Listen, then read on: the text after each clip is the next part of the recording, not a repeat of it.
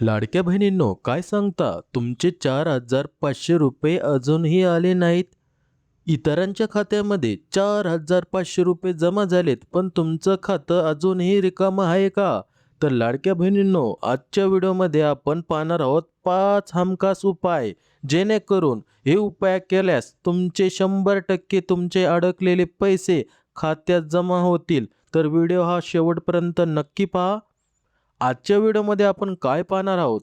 पैसे न येण्याचे 5 प्रमुख कारणे कोणती? जर हे 5 कारणे जर तुम्ही व्यवस्थित केली, तर तुमचे अडकलेले पैसे हे पुन्हा तुमच्या खात्यामध्ये जमा होतील.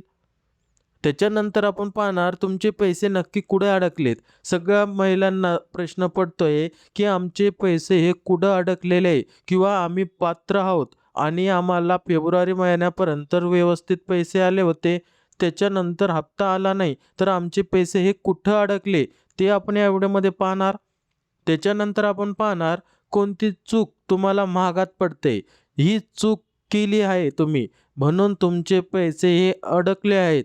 ही चूक कोणती आहे हे देखील या व्हिडिओमध्ये आपण पाहणार. त्याच्यानंतर पाहणार आपण अर्जाची त्रुटी पेंडिंग असलेले तर काय करावे. जर तुमचा अर्ज पेंडिंग असेल, तुम्ही ई-के-वाय-सी केलेली आहे, तरी देखील तुमच्या खात्यामध्ये पैसे जमा झालेले नसतील, तुमचा अर्ज पेंडिंग असेल, तर काय करावे हे देखील या व्हिडिओमध्ये पाहणार. तर व्हिडिओ खूप महत्त्वाचा आहे, तर व्हिडिओ हा शेवटपर्यंत पहा. सर्वात प्रथम आणि सर्वात पहिलं कारण आधार लिंक नसणे.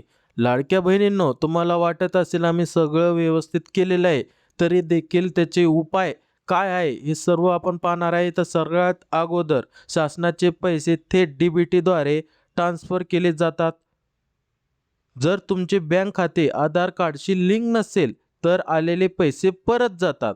समजून घ्या, या ठिकाणी जर शासनाने तुमच्या खात्यामध्ये पैसे पाठवले असतील, पण जर तुमचे खाते आधार कार्डशी लिंक नसेल, तर आलेले पैसे देखील परत जातात. मग तुम्हाला वाटतंय आम्ही पात्र आहोत, तर आमच्या खात्यामध्ये पैसे का नाही आले? तर याचं मुख्य पहिलं कारण समजून घ्या, बँक खाते आधार कार्डशी लिंक नसणे, तर आलेले पैसे देखील परत जातात. तर याचे उपाय समजून घेऊ. आजच बँकेत जा आणि मॅनेजरला सांगा, की माझे खाते आधार NPCIला लिंक करा. हे सगळ्यात महत्त्वाचं आहे. ज्या लाडक्या बहिणींना वाटत असेल आमचे पैसे यावे, तर जर तुमचं बँक खातं आधार NPCला लिंक नसेल, तर आजच जाऊन तुम्हाला लिंक करून घ्यायचं आहे. जायचं आहे, चेक करायचं आहे लिंक आहे का नाही आहे. लक्षात ठेवा, नुसतं आधार लिंक तर DBT मॅपिंग करणे खूप गरजेचं आहे. नुसतं आधार लिंक नाही, तर DBT मॅपिंग करणे खूप गरजेचं आहे. हे तुमच्या बँकेत जाऊन हे जे सांगितले आहे ते सर्व तुम्हाला तिथे जाऊन करायचं आहे. तेव्हा तुमच्या खात्यामध्ये पैसे येणार.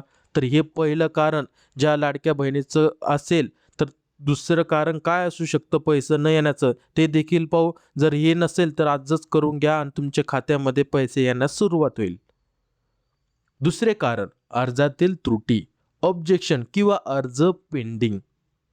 लाडक्या बहिणींनो, अनेक महिलांचे अर्ज अजूनही पेंडिंग आहेत किंवा कागदपत्रांची त्रुटी आल्या आहेत. भरपूर लाडक्या बहिणींच्या कागदपत्रामध्ये त्रुटी आलेल्या आहेत. तर त्या त्रुटी काय आणि त्याचा उपाय काय हे सगळं पाहतोय आपण. नारी शक्ती दूत ॲप किंवा पोर्टलवर जाऊन तुमच्या अर्जाचे सध्याचे स्टेटस तपासा. जर स्टेटस तपासण्यामध्ये किंवा पासवर्ड टाकण्यामध्ये भरपूर लाडक्या बहिणीचे मेसेज येत आहे, की पासवर्ड टाकल्यानंतर OTP येत नाही किंवा काही ना काही अडचण येत आहे लॉग इनमध्ये, तर लाडक्या बहिणींनो हे पुन्हा पुन्हा तुम्ही प्रयत्न करा, तुमचं लॉग इन होणार. आणि त्याच्यानंतर तुम्हाला काय करायचं आहे, स्टेटस त्याचं काय करायचं आहे, स्टेटस तपासायचं आहे. जर अर्ज अप्रूव्ड असेल तर काळजी करू नका.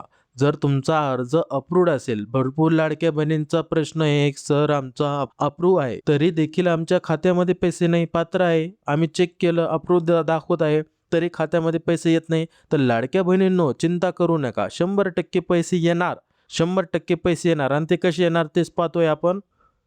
तर याचा उपाय काय पहा. जर रिजेक्ट किंवा त्रुटी असेल, त्याच्यामध्ये त्रुटी किंवा काहीतरी लिहिलेलं असेल, तर त्वरित जवळच्या महिला व बालविकास विभाग संपर्क साधा आणि कागदपत्रे पुन्हा द्यावी लागणार.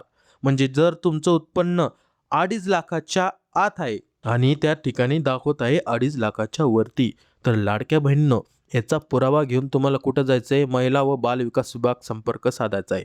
पण सध्याला लाडकी बहीण योजनाचे काय झालेले आहे, भरपूर महिला ह्या बालविकास विभागाला गेल्या, पण त्या ठिकाणी हे कोणते कागदपत्र घेतले नाही आणि काही पडताळणी देखील केली नाही. तर मुख्यमंत्री यांनी आणि स्वतः आदिती तटकरे यांनी स्वतः सांगितलेले आहे की ज्या लाडक्या बहिणी पात्र आहे, समजून घ्या, ज्या लाडक्या बहिणी पात्र आहे आणि त्यांचे पैसे काही कारणास्तव येत नाही, म्हणजे ज्या पात्र असताना त्यांची काही चुकीने किंवा काही नोंद झाली असेल ई केवायसी करतावेळेस, तर अशा लाडक्या बहिणींना परत पडताळणी होणार आहे. पण आता ही कधी होणार आहे? ह्या 2 ते 3 दिवसात किंवा 1 हप्त्यानंतर किंवा या पूर्ण महिन्यामध्ये तर होणार आहे.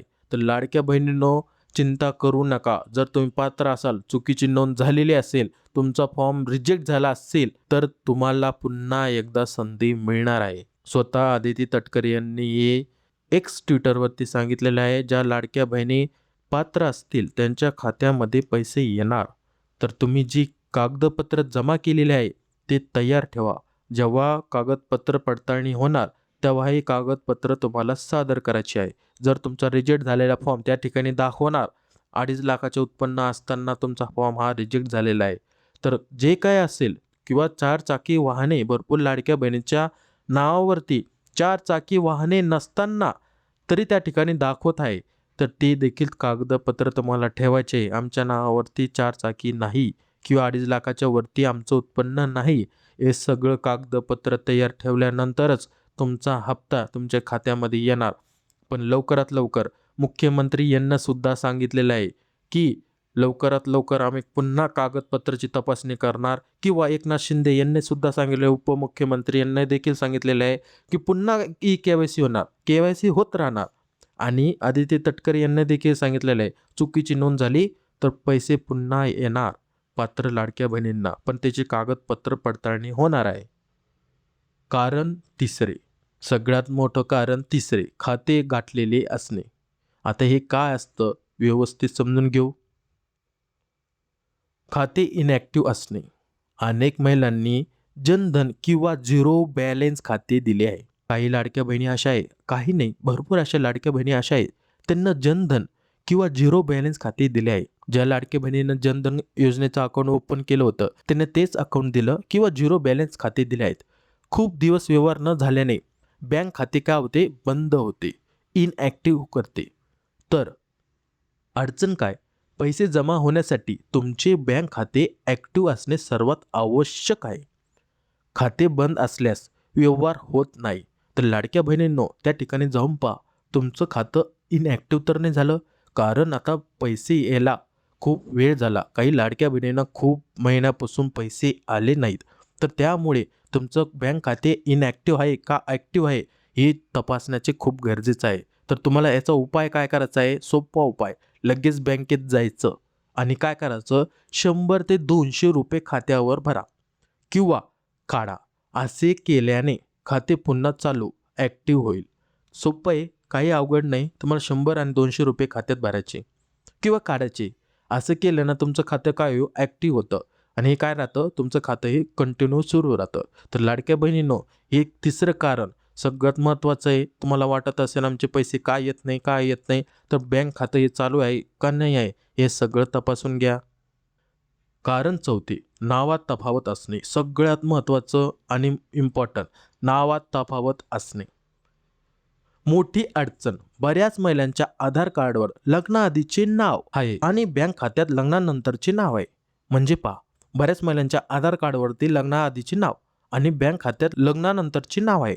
यामुळे सिस्टीम पैसे ट्रान्सफर करताना नाव मॅच न झाल्यामुळे पैसे पाठवत नाही.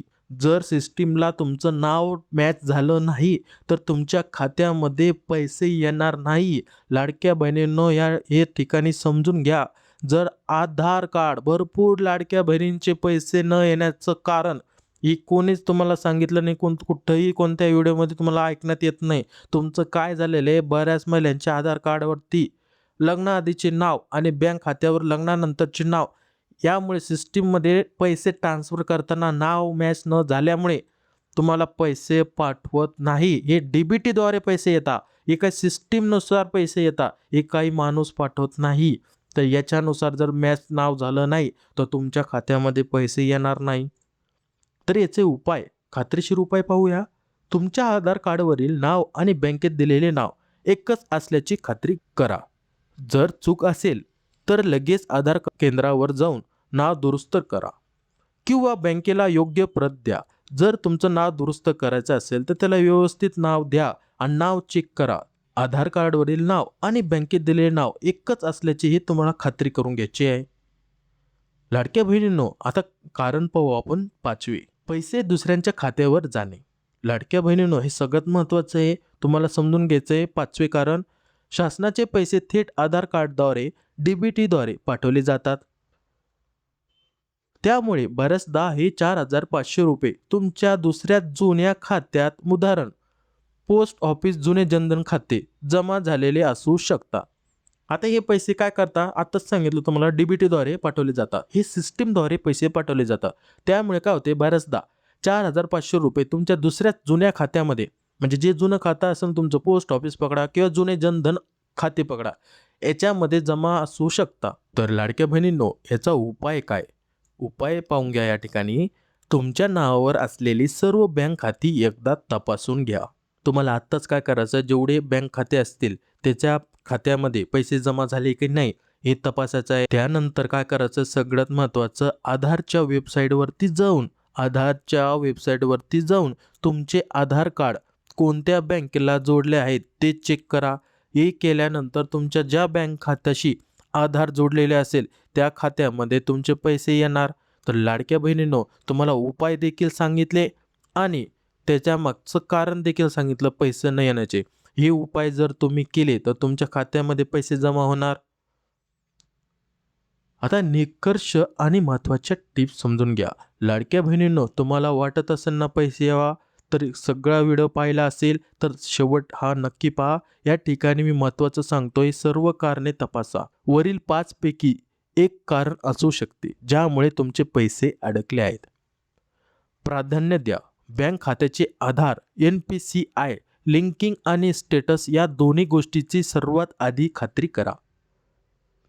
पैसे नक्की मिळतील. हे उपाय केल्यावर काही दिवसातच, जर तुम्ही जे वरील 5 उपाय तुम्हाला सांगितलेले आहे, जर तुम्ही हे 5 उपाय जर केले तर तुमच्या खात्यामध्ये नक्कीच पैसे जमा होणार. जर हे उपाय केल्यावर काही दिवसातच तुमच्या खात्यात थांबलेले सर्व हप्ते एकत्र जमा होतील. लाडक्या बहिणींनो, महत्त्वाचे अपडेट्स काय आहे, योजनेच्या पुढील माहितीसाठी आपल्या चॅनलला काय करायचं आहे, नियमित पाहत राहा. जसं आम्ही व्हिडिओ येईल नवीन अपडेटचा सर्वप्रथम तुम्हाला सांगण्यात येईल. लाडक्या बहिणींनो, तुमचे काही प्रश्न आहेत का? खाली कमेंट बॉक्समध्ये तुमच्या खात्यात पैसे आले का नाही आणि तुमचा हा प्रश्न लिहा. भेटूया पुढच्या अशा अपडेटसोबत. जय हिंद, जय महाराष्ट्र.